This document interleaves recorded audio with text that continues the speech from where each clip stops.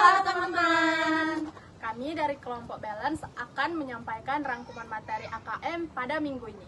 We are Balance out. Kelompok kami terdiri dari saya Saskia. Ayo. Ini Anissa. Ayo. Ini Tasya. Ayo. Ini Mona. Ayo. Baiklah, yang pertama kita mulai dari pengertian persediaan atau inventory.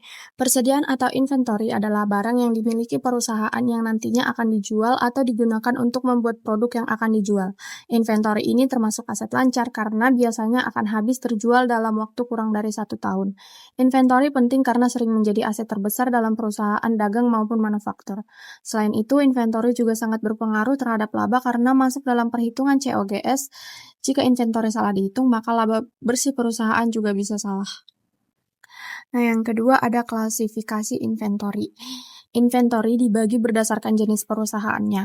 Pada perusahaan dagang atau merchandising, inventory hanya berupa barang yang siap dijual kembali, jadi hanya ada satu akun inventory. Sedangkan pada perusahaan manufaktur, inventory lebih kompleks karena ada proses produksi. Maka inventory bisa dibagi menjadi 3, yaitu bahan baku atau raw materials, barang yang masih diproses atau work in process, dan barang yang sudah jadi tetapi belum terjual, yaitu finished good. Nah, yang ketiga ada inventory cost flow atau alur biaya persediaan. Alur inventory itu sebenarnya menjelaskan bagaimana biaya persediaan bergerak dalam perusahaan. Awalnya perusahaan punya persediaan awal, lalu selama periode berjalan perusahaan melakukan pembelian. Totalnya disebut barang tersedia untuk dijual atau got available for sale. Dari total tersebut, sebagian terjual dan menjadi biaya barang terjual atau COGS, sedangkan sisanya yang tidak terjual menjadi persediaan akhir atau ending inventory. Inilah alasan inventory sangat berpengaruh terhadap laba karena COGS langsung masuk ke laporan laba rugi. Nah, yang keempat ada sistem persediaan atau inventory system. Perusahaan menggunakan 2 sistem utama dalam pencatatan persediaan. Pertama ada perpetual system, yaitu sistem yang mencatat perubahan inventory secara terus-menerus.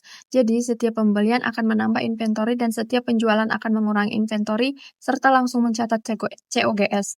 Kedua adalah periodic system, yaitu sistem yang tidak mencatat perubahan inventory setiap transaksi. Inventory baru dihitung di akhir periode melalui perhitungan fisik atau stock of name. Setelah itu, barulah perusahaan menghitung COGS menggunakan rumus cost flow.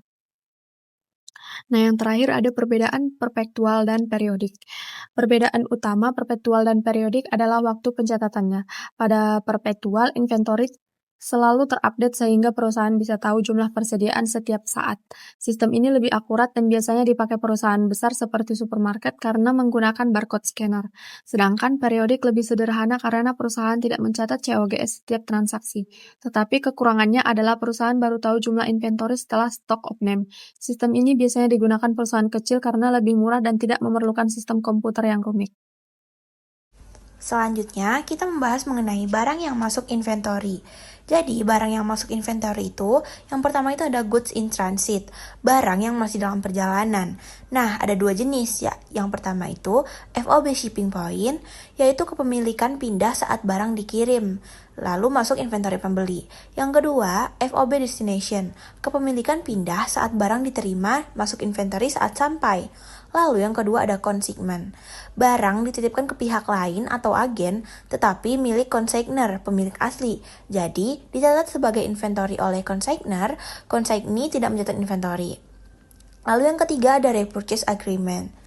Perusahaan jual barang tapi ada janji beli kembali. Sebenarnya masih dikontrol penjual, maka masih dianggap inventory penjual, bukan penjualan asli. Jadi ibaratnya itu ada janjinya. Lalu yang terakhir ada sales dengan return tinggi. Barang bisa dikembalikan pelanggan. Nah, perlakuannya diakui sebagai penjualan, sebagian sisanya dicatat sebagai estimate return inventory. Lalu apa aja sih biaya yang termasuk inventory? Pertama itu ada product cost, masuk inventory, biaya yang melekat pada barang. Yang pertama itu cost of repurchase, harga beli, pajak dan bea impor, ongkir, dan juga handling. Yang kedua, cost of conversion, direct material, direct labor, dan juga overhead pabrik. Yang ketiga, other cost, biaya tambahan sampai siap dijual. Contohnya nih, biaya dalam desain produk khusus. Lalu yang terakhir ada purchase discount. Jadi yang pertama itu ada metode gross method. Jadi dicatat harga penuh dulu, lalu diskon dicatat belakangan. Hal ini memang lebih sederhana dan juga paling sering dipakai. Yang kedua, net method. Nah, dicatat itu sudah dikurangi diskon. Jadi kalau tidak ambil diskon, itu akan dicatat sebagai kerugian. Metode ini lebih akurat tetapi jarang dipakai. Materi yang berikutnya yaitu metode penilaian persediaan. Yang pertama, specific identification, yaitu metode yang mencatat harga setiap barang secara spesifik. Artinya, ketika suatu barang dijual, biaya yang diakui adalah harga asli dari barang tersebut. Metode ini sangat akurat, namun umumnya hanya digunakan untuk barang yang bernilai tinggi atau jumlahnya terbatas, karena kurang praktis jika diterapkan pada barang dalam jumlah besar. Selain itu, terdapat metode yang lebih sederhana, yaitu average cost atau metode rata-rata. Dalam metode ini, seluruh biaya barang dirata-ratakan sehingga tidak perlu membedakan barang mana yang dijual. Terdapat dua pendekatan, yaitu weighted average yang dihitung pada akhir periode dan moving average yang dihitung setiap kali terjadi pembelian. Metode ini relatif mudah digunakan dan menghasilkan nilai yang lebih stabil. Metode lainnya yaitu FIFO atau first in first out, yang berarti barang yang pertama masuk akan dijual terlebih dahulu. Dengan demikian, biaya yang dijual didasarkan pada harga yang lebih lama, sedangkan persediaan akhir dinilai menggunakan harga yang lebih baru. Metode ini sering digunakan karena mencerminkan alur fisik barang dalam praktik sehari-hari. Perbedaan antara metode FIFO dan average akan terlihat jelas ketika terjadi kenaikan harga. Pada metode FIFO, penggunaan harga lama yang lebih rendah menyebabkan nilai beban pokok penjualan atau COGS menjadi lebih kecil, sehingga laba yang dihasilkan cenderung lebih tinggi dan nilai persediaan akhir juga lebih besar. Sementara itu, metode average menghasilkan nilai yang lebih moderat karena menggunakan harga rata-rata. Oleh karena itu, pemilihan metode penilaian persediaan dapat mempengaruhi besarnya laba dan nilai persediaan dalam laporan keuangan. Selanjutnya, di sini ada inventory error, yaitu kesalahan pada ending inventory atau persediaan akhir. Sangat penting karena angka ini dipakai untuk menghitung COGS. Nah, rumusnya itu COGS sama dengan persediaan awal ditambah pembelian dikurang persediaan akhir. Dampaknya, yang pertama, jika persediaan akhir terlalu tinggi, maka COGS-nya itu terlalu rendah dan labanya juga terlalu tinggi.